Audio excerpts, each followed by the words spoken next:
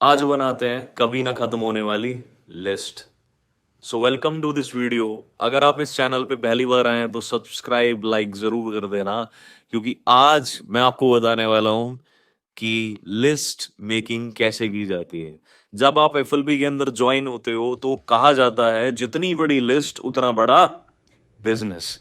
But कुछ लोग list ही नहीं बना पाते और कुछ लोग कहते हैं कि सर हमें तो जरूरत ही नहीं है लिस्ट बनाने की, हमारे तो सारी चीजें दिमाग में।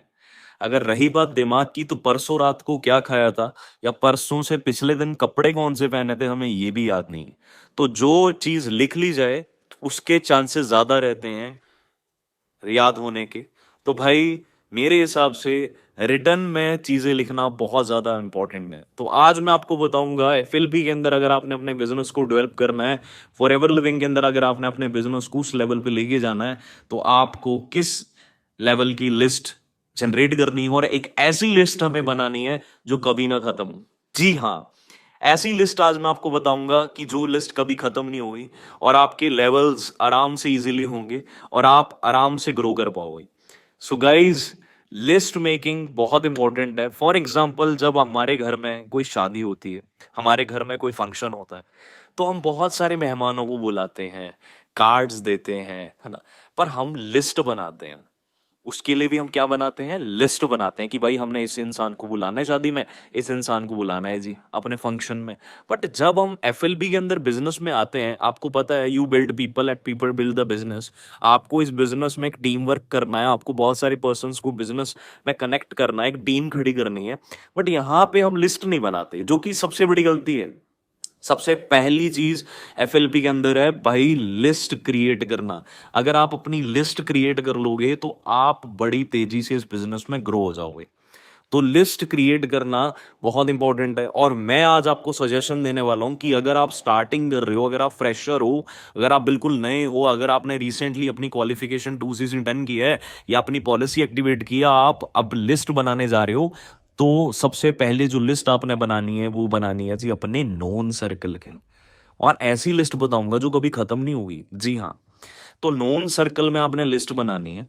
हर एक इंसान का सर्कल है, ठीक है। तो जब हम छोटे थे, चाइल्डहुड में थे, हम पढ़े लिखे बड़े हुए, है ना, हमने ट्यूशन क्लासेस, बर्थडे पार्टीज, खेले हैं, कूदे हैं, कितनी सारी सोसाइटीज हमने चेंज करी होंगी। हम बुआ के घर जाते थे, दादी के घर जाते थे, नाना के घर जाते थे, अपने नान के जाते थे। तो हमारा हर जगह सर्कल है।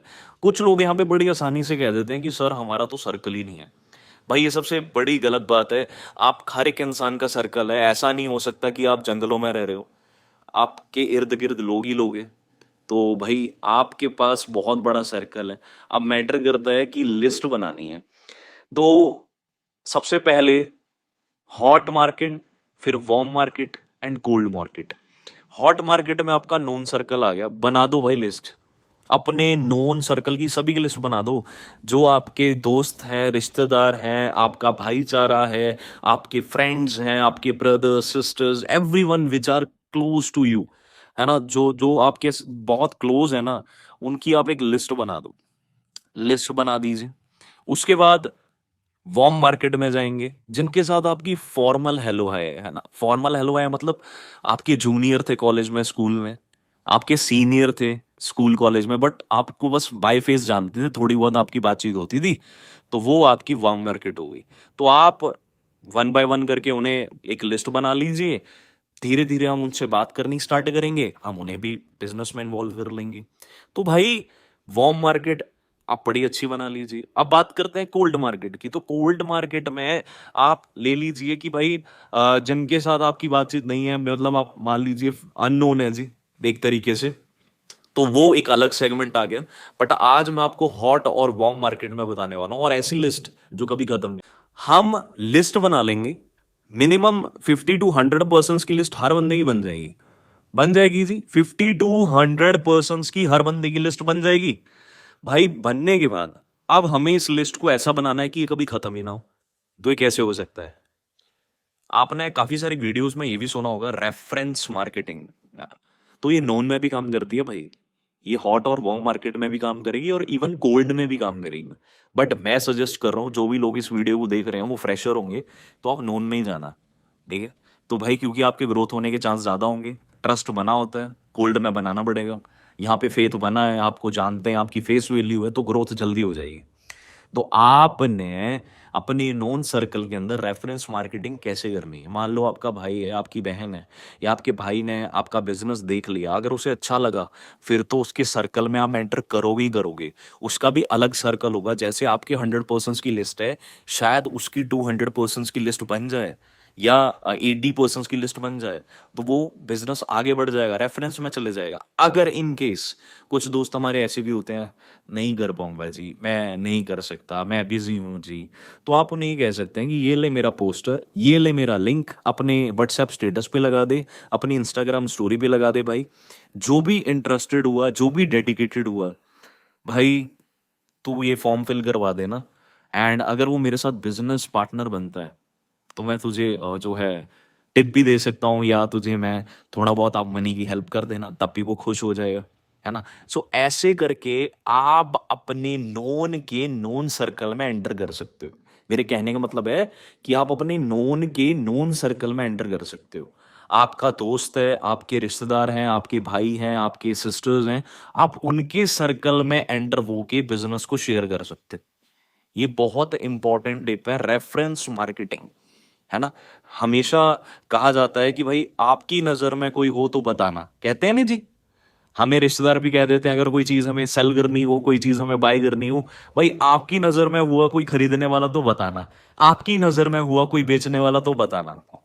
रेफरेंस मार्केटिंग के बारे में तो आपको मैंने बता दिया। अब करना क्या है, एक डायरी उठाइए, क्योंकि लिखना बहुत जरूरी है। मैंने आपको एग्जांपल दे दिया भाई, इंसान बहुत भूलने वाला प्राणी है, तो भूल जाता है वो।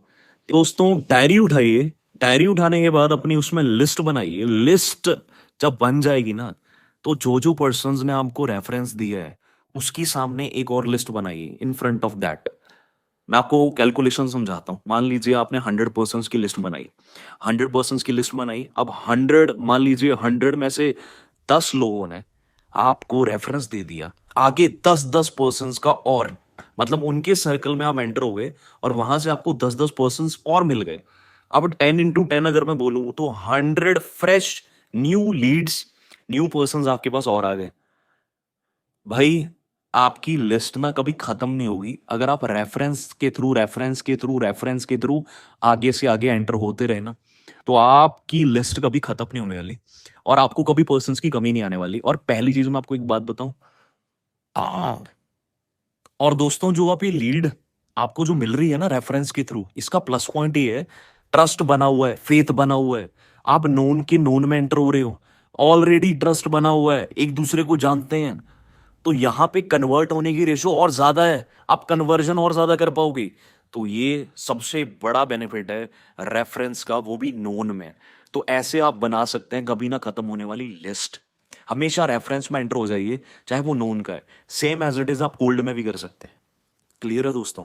दोस्तों हमारी सभी असिस्टेंट सुपरवाइजर्स के साथ शेयर कर देना जिन्हें लिस्ट बनाने में प्रॉब्लम आ रही है, क्योंकि जितनी बड़ी लिस्ट होगी उतना बड़ा बिजनेस होगा। So guys, thank you so much for watching this video, and I hope so आपको ऐसी वीडियोस मिलती रहेंगी। सो लाइक सब्सक्राइब करना ना भूलें, and wish you all the very best. Thank you so much.